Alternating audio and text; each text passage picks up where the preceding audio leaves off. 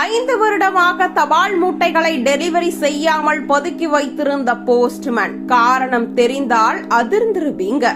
ஒரு தபால்காரர் ஒரு நாள் 2 நாள் இல்ல, கிட்டத்தட்ட 5 வருடங்களாக பொதுமக்களுக்கு சேர வேண்டிய ஆயிரக்கணக்கான முக்கிய தபால்களை டெலிவரி செய்யாம தன்னுடைய வீட்டிலேயே பதுக்கி வைத்திருந்தாருன்னு சொன்னா நம்புவீங்களா? அதிர்ச்சி அளிக்கும் விஷயம் என்னன்னா, இந்த சம்பவம் தபால் துறை ஆய்வுல வெளிவரல.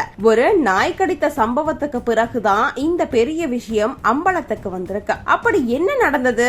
ஏன் இத்தனை வருடங்கள் தபால்கள் பதுக்கி வைக்கப்பட்டிருந்தது? வாங்க முழு விவரத்தை பார்க்கலாம். ஆதார் அட்டையிலிருந்து கார்டுகள், ஓட்டுநர் உரிமங்கள், வங்கி ஆவணங்கள், கல்லூரி சான்றிதழ்கள் உள்ளிட்ட முக்கிய ஆவணங்கள் டெலிவரி செய்யப்படாமல் இருந்ததாக கூறப்படுகிறது. இந்த சம்பவம் தொடர்பான வீடியோ தற்பொழுது சமூக வலைதளங்களில் வேகமாக பரவி வருகிறது. இந்த விவகாரம் தபால்காரரின் வீட்டில் வளர்க்கப்பட்ட நாய் அப்பகுதியை சேர்ந்த மூதாட்டியை கடித்த சம்பவத்துக்கு பிறகுதான் வெளிச்சத்துக்கு வந்தது. இதையடுத்து அப்பகுதி மக்கள் அளித்த புகாரின் பேரில் அதிகாரிகள் ஆய்வு மேற்கொண்ட போது வீட்டின் பின்புறத்தில் 2022 முதல் 2026 வரை வழங்கப்பட வேண்டிய ஏராளமான தபால்கள் மற்றும் ஆவணங்கள் கிடந்ததாக கூறப்படுகிறது. தொடர்ந்து அதிகாரிகள் சுமார் 7 சாக்கு மூட்டைகளில் அந்த தபால்களை அப்புறப்படுத்தியதாக தகவல் வெளியாகியுள்ளது. சம்பவம் குறித்து தபால் துறை அதிகாரிகள் விசாரணை மேற்கொண்டு வரும் நிலையில் இந்த விவகாரம் சமூக வலைதளங்களில் பெரும் பேசும் பொருளாக மாறியுள்ளது. தற்போது அதிகாரப்பூர்வ விசாரணையின் முடிவுகள் என்ன வெளியாகும் என்பது